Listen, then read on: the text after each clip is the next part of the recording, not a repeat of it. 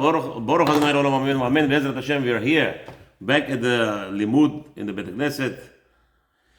B'shat Tov Mitzlachat, the limud of Parashat Vayera. Thursday. This is Wednesday night. Today is the 13th of Mar Cheshvan already. You know that, right, Maor? Yeah. Today is the 30th of Mar Cheshvan, which is considered to be the 5th day of the week already. Which is, even though it's not Thursday, but it's Wednesday night. According to Halacha, tonight is already the 5th day of the week of Parashat Shabbat Vayera. Be'ezrat Hashem, we're going to continue in the limud of Parashat Hashavua with Rashi. Open Habibi, open Yudchet, Perek 18, Pasuk Tet, Pasuk 9. That's where we stopped yesterday, and it's a beautiful, beautiful here. I'll be learning concepts of a lot of derech eretz and many, many great things to come. Be'ezrat Hashem. Let's go. Behold, Pasuk Tet, 18, chapter 18, Pasuk Tet, Yudchet, Tet.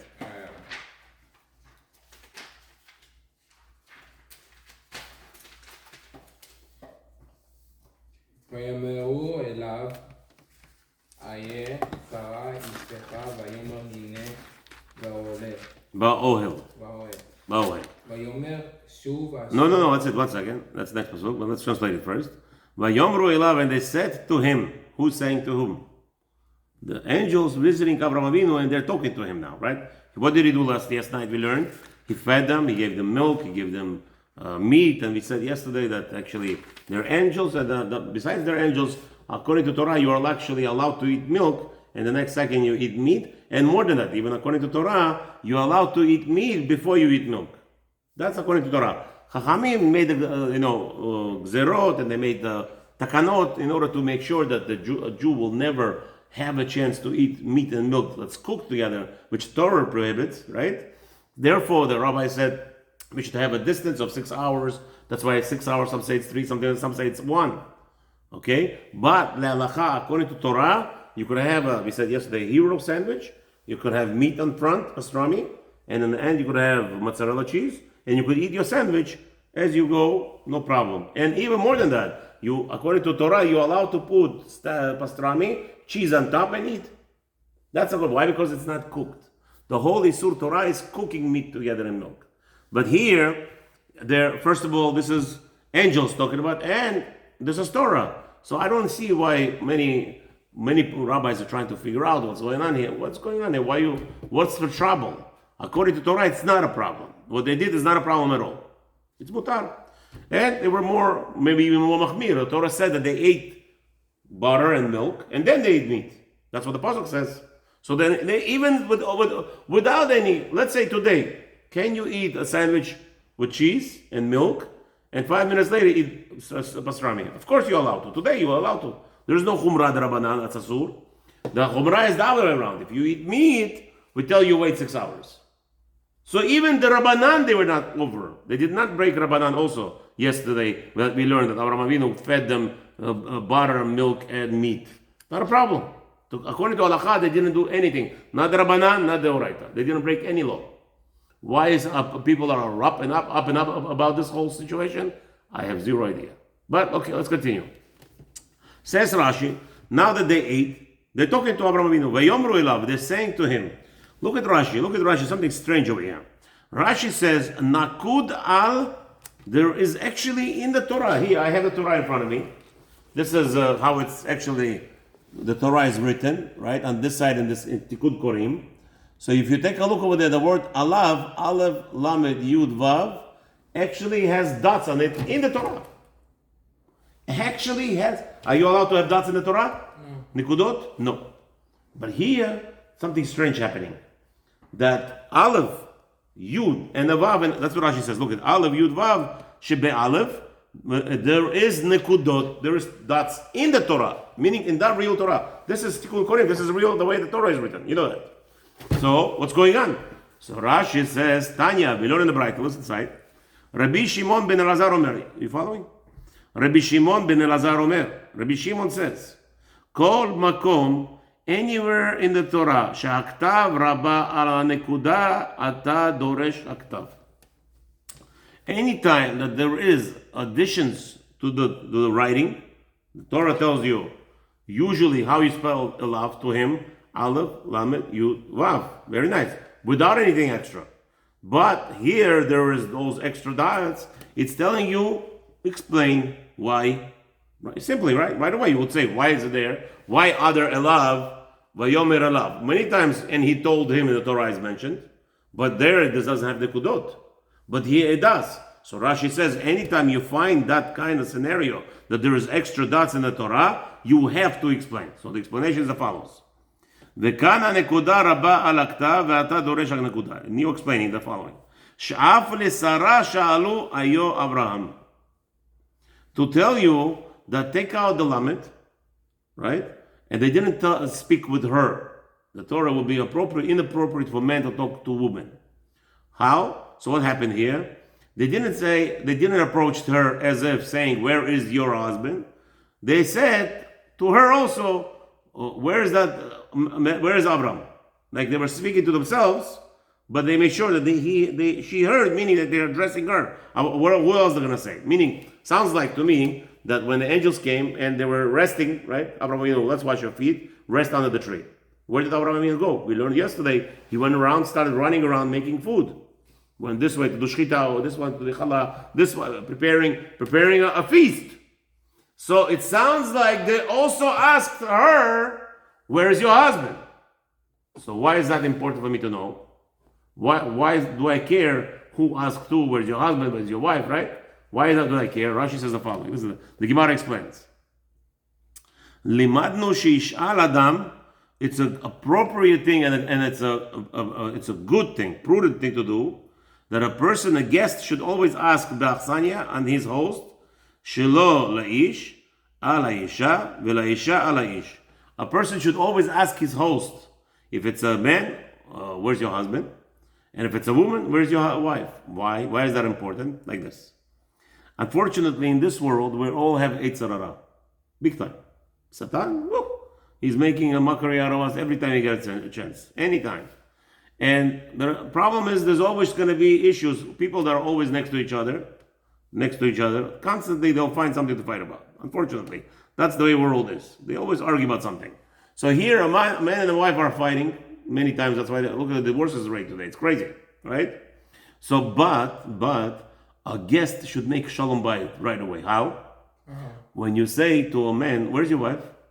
and he says, "You know where my wife is? She's not here." Why is she not here? Because she's tzanua. She's humble. She is not. I want to see what this man is doing. What I want to nosy.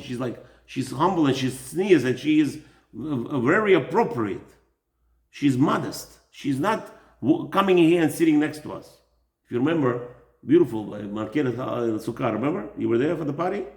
They set a table for us and the ladies left. This is how appropriate a wife should act. A woman, not to be roaming around in front of men. And by the way, Ben Ish Chai says it also in these times. And there's a big tzaddik in our time, in our community here. A big Talmid Chacham who invites guests. When he invites guests, he makes sure on his table, the guests men sit, and there's another a woman table, and the women sit there. So the woman could yap over there non-stop, not disturb the man. The men could learn Torah and not be disturbed or disturbing each other while they're eating a meal. It's appropriate. Ben Ish Chai actually says that's how it was forever. Today it's all corruption. They're all mixed together with it, and a man tried to talk, a woman always over chatting each other. But there's an element of tzniut. So they're actually telling Avraham Avinu, your Sarah is tzanua, she's modest, she's not here, meaning to revive love for his wife. Now, what are you asking a woman? Where's your husband? Very simple. What is she going to say in her mind? He's working. You know how important those words are? Your mind's working. Yeah. You know why it's important? Why? Or he's in Beit Midrash learning. This way it gives her, arouses in her desire for her husband. My husband is not some schlepper who is sitting over there doing nothing, watching TV or wasting time. My husband is actually in the Beit Midrash. My husband is learning, working, earning wages, bringing parnasa home. It actually arouses a woman to start what? To love her husband. And that's Shalom Bayit. So that's why it says over here, Rashi says, why did it say alav? Really, it's ayo. To say, where is your? Meaning, to him they said, where's Sarah? And it tells you what it is. But they also asked her, where is he? Meaning, where is that man that brought us into this house? What is he doing? And she says to them, you know what he's doing? He's preparing a meal for you. Now, she gets aroused also. Look at this, my husband. He just had a Brit Milah. 100-year-old old men, running around, doing a mitzvah, preparing a meal for 3 guests. And probably some youngsters. They all looked younger than Avraham Avinu, obviously. And Avraham Avinu was greeting them like he's their servant. So they asked, where is he? So she's now answering, he's running around. Oh, that's gonna arouse love for him in her. So Rashi says it's a mitzvah for a guest to arouse that way, without even saying anything, just asking that question, that will accomplish that. Says Rashi, continue, Amar Rabbi Yossi Chanina, kedei leshager la kos shel bracha. Now, in the Gemara, there's another opinion. Rabbi Yossi says, no, there's something else happened. We have also an element of kos shel bracha. What is kos shel bracha? Kos shel bracha is where we have 3 men sitting, we have to do zimun. So according to many poskim, it's appropriate to do a zimun. It's not a chova, it's not like obligation. If you don't have it, don't do it. No. It's appropriate that 3 men sit, whenever they eat bread, they want to do benching, they want to bench Birkat Hamazon, they should take a cup with wine and make on that kosher bracha. Savri manana, right? In the end, they make a bracha kosher down. They make borei pri hagefen on it after they bench for Birkat Hamazon. To give that now to, that's why Bukharians right away they start drinking from it. This is called kosher bracha, that actually spreads a blessing for people. What is Birkat Hamazon? Birkat Hamazon is telling Hashem, you give us food, you saturated us. And Hashem, we trust that you will never give us a chance that we'll be starving. And please give us a blessing for future. And that's what we actually say. It's good to leave bread on a table or leave the old food on the table while you bench it, because it's part of the benching. Unlike some people just clean up everything and then bench later. It's not appropriate. Appropriately, and Mishai brings it down, that if you have a table, don't clean it off. Bench and then clean it off. Say Birkat Hamazon, then clean it off. Okay, you accomplish many things. On Shabbat especially, you could now make brachot mezanot, you could make ha'etz, you could make shakol, more new brachot, and then you make a bracha achron after that. And a bracha Shabbat, you have to say 100 brachot, and our tefillah doesn't allow that, accomplish that. On a regular day, we have 57 brachot just in Shmoneh Esrei. Just in Shmoneh Esrei. And then we have so many other brachot, so we get 100 brachot every day easily, much easily than if we would do it on Shabbat. On Shabbat, we don't have that. We're missing just in brachot 36 brachot. On Shabbat, about 32 brachot. So that's a big number. And then you have other, so we try to make more brachot. So say Birkat Hamazon, clean off the table. This wine that you make, you send it to people who want to drink from it to make a blessing. So Rabbi Yossi says, the angels said, give this wine to your, where's your wife? Go give it to her. Meaning, they're telling Avraham Avinu, we want your wife, we're going to give you a blessing now. Right? We want your wife to get pregnant. Well, how is she going to get pregnant? So there is such a concept is that when you want to have a blessing, you must have something tangible. So what is tangible? She's drinking from the kos of yain. That's tangible, that you feel it. So when they give a bracha, that will land on her and will go and penetrate her, and that will bestow the blessing on her. There's such a concept of, let's say, why do we do aliyot? We do mitzvot, right? The mishberach. Yeah, what's the point? Right, so all that also same concept. Now you acquired something in the shul, you donated money to the shul. It's your blessing now. Through that the blessing comes to you because there's something tangible. There was something gained. Even actually in the IRS code now, they're saying they came up with a new rule. They became religious people in the IRS. You know IRS is? IRS is where they collect taxes, right? So a person makes a donation to a synagogue, $10,000. So he thinks it's going to write off taxes. The IRS says no, it doesn't work like that anymore. If you got an aliyah, if you went up to the Torah, spiritual gain, it's not tax deductible. Rashayim, all of a sudden they believe in Torah now. Anything that's beneficial for them, Who told you that? Accountant. An IRS accountant told me they have the new law. The new law was passed maybe 7, 8, or 10 years ago. It was the IRS that they say if you got anything spiritual, you bought an aliyah, technically speaking, you cannot claim it as a tax deduction. Your donation is not tax deduction, they say. So, будет меня, скоро идут, все идут, не волнуйтесь. Что быть, упало? Okay, you hear Mama? So, now what they're saying, they're telling the, Rabbi Yossi says, they told Avraham Avinu, give her kos shel bracha, give her grape juice or wine to drink of the bracha of Birkat Hamazon, and through that she will be blessed to have a child. Okay? Hine ba'ohel, look at Rashi. Avraham Avinu answers, Hine ba'ohel. Here we see that Avraham Avinu what's his name? He acknowledges, wow, you know how great my wife is? She's in her tent. She's tzanua. She's modest. She's not here roaming around men. And it's a good thing. A person feels great about that. Okay?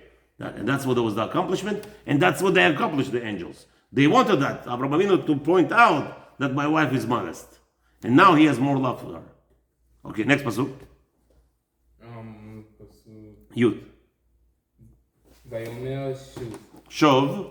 ויאמר שוב ושוב אליך כעת חיה והנה בן ושרה אשתך ושרה שומעת פתח האוהל והוא אחריו. So we hear like this. Vayomer Shov Ashuv, and he said, Shov Ashuv, I shall return. Elecha to you ka'et chaya, just like the living moment right now. V'hine ben Sarah ishtecha. Like this, you're going to have a child. Sarah will have a child, a boy. V'Sarah, and it tells us, Sarah heard petah ha'ohel. She heard through the tent. V'hu acharav, and the tent was behind. Meaning, Sarah, the Torah tells us, the tent of the guests was here, and Sarah's tent was right behind to be ready to serve them. Meaning, she was preparing meals there, right? She was preparing like a kitchen. So that tent was where Sarah was preparing it, cooking and everything. As we know, there was a cloud, and the candle of Shabbos was lit from Shabbos to Shabbos, right? All those beautiful things. So in that tent was right next to the guest tent, right? To serve them right, to make food immediately available for the guests. So says Rashi. Now, what is going on here? Ka'et chaya. So there is a big discussion. When was Yitzchak born? So some opinions said, when we said yesterday, ugot, cakes, really it's not cakes, it's matzot. It's called cake because it's out of ordinary. Matzah is actually out of ordinary bread. They're coming. Somebody's coming in. So now, what's happening here? So Sarah was actually, right? She was doing matzot. When do you do matzot? When do you do matzot? Pesach. So according to this, Rashi says that Yitzchak was born on Pesach. And also another explanation, why ka'et chaya? What is ka'et chaya? Says, Rashi explains, just like the life now, the day is alive. Today, I'm in the 13th of what? I'm in the 13th of Cheshvan, right? So it's alive this day. And everything is here. He says, the angel to her, to Avraham Avinu, next year, at this time, I'll be here. And you will all stay alive. Meaning he's giving them a guarantee that nothing bad will happen to them and there will nobody be harmed. Everybody will be the same as today and even more. Younger more. Yeah, there's going to be more. Who is going to be more? Yitzchak. Yafeh me'od. Shov Ashuv. So says Rashi over here that the angel is not saying, I'm telling you I'm going to come back. That's why he didn't say Ashuv. Why didn't he say Shuv Ashuv? Why Shov Ashuv? What kind of language is this? Shov Ashuv. Really, if you want to say, I'm going to come back, I'll be back. Ani Ashuv od miyad, right? If I'm in Hebrew, if you want to say, Ani Achzor, Ani Ashuv. Why is he not saying, Ani Achzor, I'll be back? He's saying, if Hashem sends me to be here, if I'll have the honor to be here when Yitzchak is born, I'll be. Meaning, he's giving it to Hashem, the honor. Not like the angels in Sodom. In the angels of Sodom, they claim that they're going to destroy the city. And they got punished for it. But here, the angel who's saying to Avraham Avinu, you're going to have a baby, he's not claiming that he's in charge. He's claiming Hashem is in charge. If Hashem is going to return me, I will return next year. So, okay. So there we're going to end over here, Yud Aleph. Bezat Hashem, hopefully, tomorrow we don't have a class. Tomorrow there's Arvit 9 o'clock, because there's going to be a rabbi's class here. It's beautiful to come to Gemara if you want to learn Hebrew. 8 to 9. Rabbi Sayak is going to give a class. 9 o'clock we're going to have Arvit. You got it. All right, now. All right, take some good job.